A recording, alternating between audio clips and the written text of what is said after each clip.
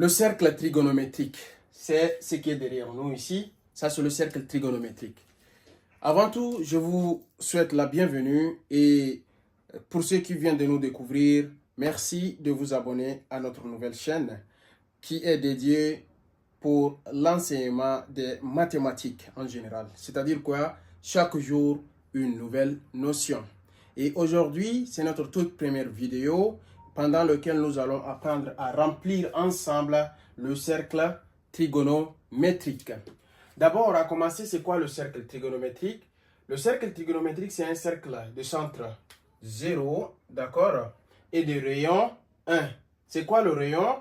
Le rayon, c'est la distance du centre vers l'extérieur jusqu'à toucher le cercle, n'est-ce pas? Cela veut dire la distance entre du centre à ici. Donc ici, ça vaut 1. Ça, c'est le cercle trigonométrique. Et dites-vous, les amis, pour pouvoir remplir ce cercle, il faut se poser une question. Donc, on va essayer de nommer tous ces angles qui sont inscrits sur le cercle. Nous allons essayer de les nommer ensemble. Et on va appliquer une méthode très pratique pour ça.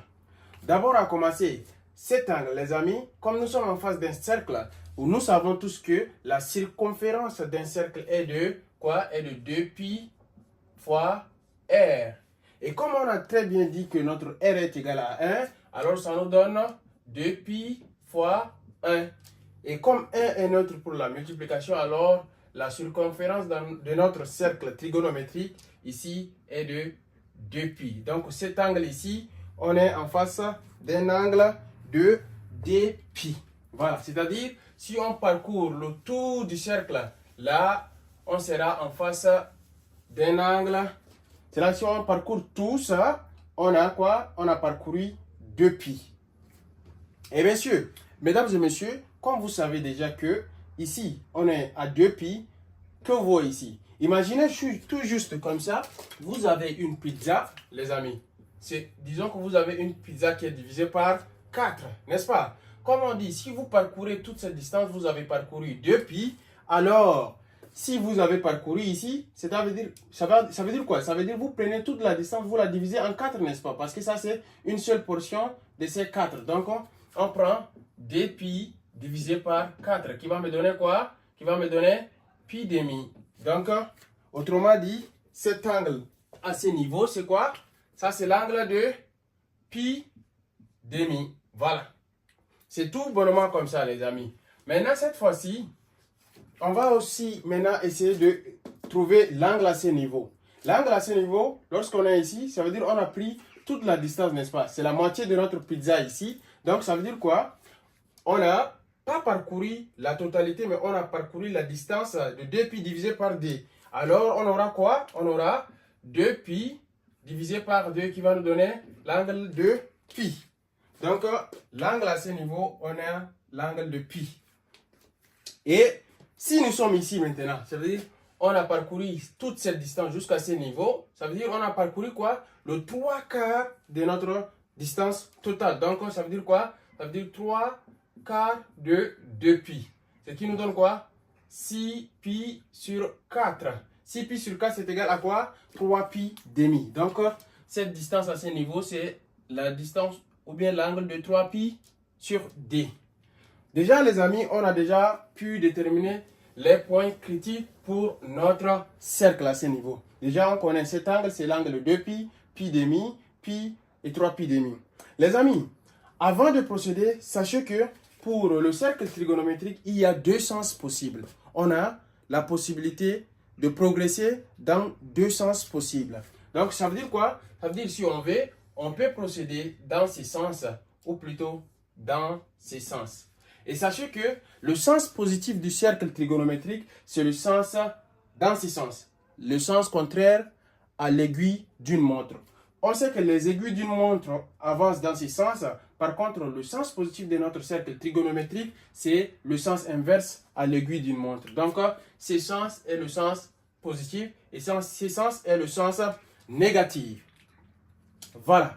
Ceci dit, maintenant, on a essayé de nommer tous nos angles par rapport au sens positif. Et il y a aussi une autre chose que vous devez comprendre, les amis.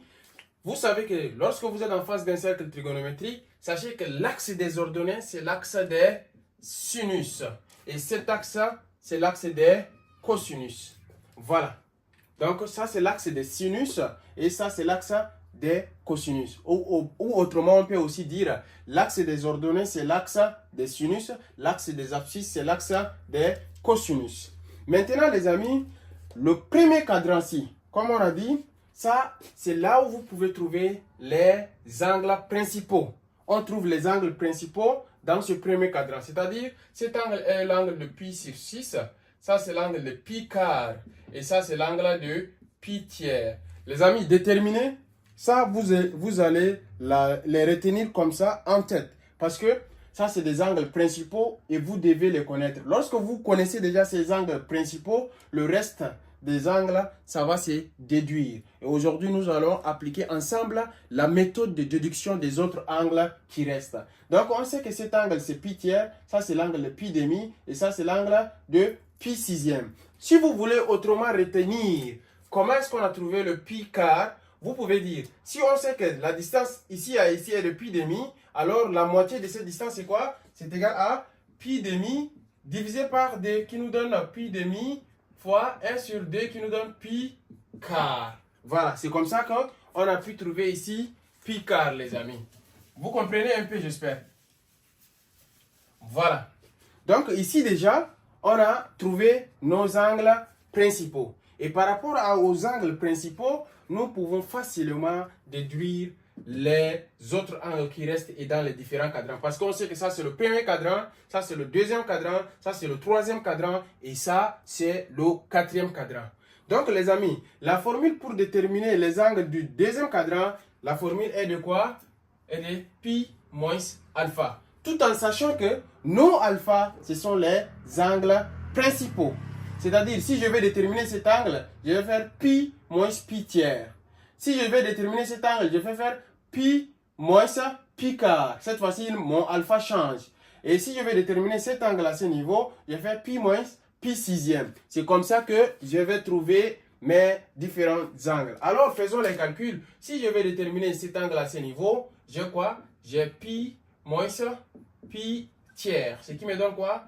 3 pi moins pi, le tout sur 3. Qui me donne quoi? 3 pi moins pi, qui donne 2 pi tiers. Donc, cet angle, c'est l'angle de 2 pi tiers. Là, j'inscris ici 2 pi sur 3. Voilà. Les amis, on n'applique que la formule. On n'applique que la formule pour deviner les angles. Maintenant, on veut déterminer, voilà, l'angle à ce niveau. La formule reste toujours la même pour le deuxième cadran. Comme c'est, la formule est de pi moins alpha. Alors, mon alpha ici, j'ai quoi? J'ai pi quart. Alors, pi moins pi quart. Qui me donne quoi? 4 pi moins pi. Le tout sur 4 qui me donne 3 pi sur 4. Donc, je viens tout bonnement écrire cet angle est de 3 pi quart. Ça, c'est l'angle de 3 pi sur 4. Donc, j'avance.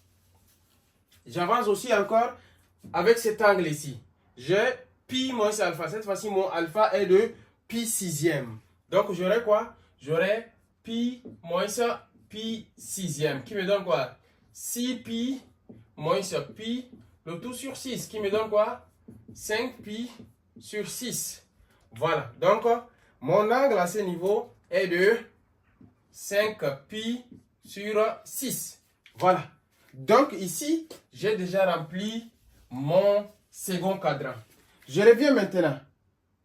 Ici, mon troisième cadran. La formule change, les amis. À ce niveau, la formule change. La formule devient quoi? La formule devient pi plus alpha. Tout en sachant que nos alpha ne changent pas, les amis. Les alphas ne changent pas. On garde toujours les alphas d'ici. Il y a beaucoup de confusion parce que je comprends, il y a des gens qui disent qu'ils vont prendre les alphas à ce niveau. Non. Nos alphas restent toujours nos alphas de source. Maintenant, par exemple, si je vais déterminer l'angle à ce niveau, je fais ça, je remonte ça. Je tombe sur pi sur 6. Donc, alors, pour déterminer mon alpha, ou bien pour déterminer mon angle au niveau du troisième cadran, je fais quoi? Je fais pi plus pi sur 6, n'est-ce pas? puis plus pi sur 6, qui me donne quoi? 7 pi sur 6. Voilà. Donc, l'angle à ce niveau, c'est égal à l'angle de 7 pi sur 6. Je continue avec mon application. Et là, je vais déterminer l'angle à ce niveau. Je fais ça, je remonte, je tombe sur pi quart. Alors, la formule, c'est pi plus pi quart. J'ai pi plus pi quart. Qui me donne quoi? Qui me donne 5 pi quart. Alors, je nomme aussi cet angle qui est de 5 pi sur 4. Vous voyez? Et je continue. Si je vais déterminer cet angle, je fais ça, je remonte, je trouve pi tiers. Donc, je fais quoi? J'applique la formule qui est de pi plus pi tiers. Pi plus pi tiers. Qui me donne quoi? 4 pi sur 3. Alors, je note ici, cet angle est égal à 4 pi sur 3. 4 pi sur 3. Déjà, j'ai rempli les angles au niveau du troisième cadran aussi. J'ai fini. Donc, je vais remplir les angles au niveau du quatrième cadran. Comment est-ce que je peux remplir les angles au niveau du quatrième cadran? La formule, cette fois-ci, ça change aussi. On fait quoi? On fait 2pi moins alpha. Ça, c'est la formule pour le quatrième cadran. Et nos alphas restent toujours les mêmes, les amis. Voilà. Donc, si je suis à ce niveau, je vais déterminer l'angle à ce niveau. C'est ça mon alpha. Je le remonte, n'est-ce pas? Je fais 2pi moins pi tiers. 2pi moins pi tiers qui donne quoi? 6pi moins pi, le tout sur 3, qui me donne 5pi sur 3. Voilà. Donc, je viens tout bonnement écrire ici 5pi sur 3. Voilà. Et je continue l'opération jusqu'à ce que je complète tous les angles de mon dernier cadran. Donc, je vais trouver l'angle à ce niveau. Cette fois-ci, mon alpha devient pi quart. Donc, j'ai quoi? 2pi moins pi quart. Qui me donne quoi? Qui me donne 6pi moins pi, le tout sur 4. N'est-ce pas? Suis-je correct ou pas, les amis? Donc, j'aurai quoi? J'aurai 6pi moins pi qui me donne 5pi sur 4. Vous voyez? Non? Ici, c'est 5 pi tiers, n'est-ce pas? On a 2pi moins alpha. Donc, on a 2pi moins alpha qui me donne 8pi, les amis. Ici, c'est 8pi. 8pi moins alpha qui nous donne 7pi quart. Donc, l'angle à ce niveau, c'est l'angle de 7pi quart. On a déterminé. Maintenant, il nous reste notre dernier angle. On fait la même chose. Ici aussi, on a quoi? On a 2pi moins alpha. Cette fois-ci, alpha, c'est pi sur 6. On aura 2pi moins pi sur 6 qui nous donne 12pi moins pi, le tout sur 6 qui nous donne 11pi sur 6. Alors, l'angle à ce niveau, c'est l'angle de 11pi, le tout sur 6, les amis. Sur 6. Voilà. Ici, déjà, j'ai rempli tous les angles de mes différents cadrans en appliquant juste les formules. Nous sommes dans le second cadran, on fait pi moins alpha. Nous sommes dans le troisième cadran, on fait pi plus alpha. Nous sommes dans le quatrième cadran, on fait 2pi moins alpha. Tout en sachant que nos alpha, ce sont les angles principaux de départ. Et sachez que ici, ça c'est la distance 1,5. Ici, racine carrée de 2,5. Ici, racine carrée de 3,5. Et on a pareil ici 1,5. Racine carrée de 2,5. Racine carrée de 3,5.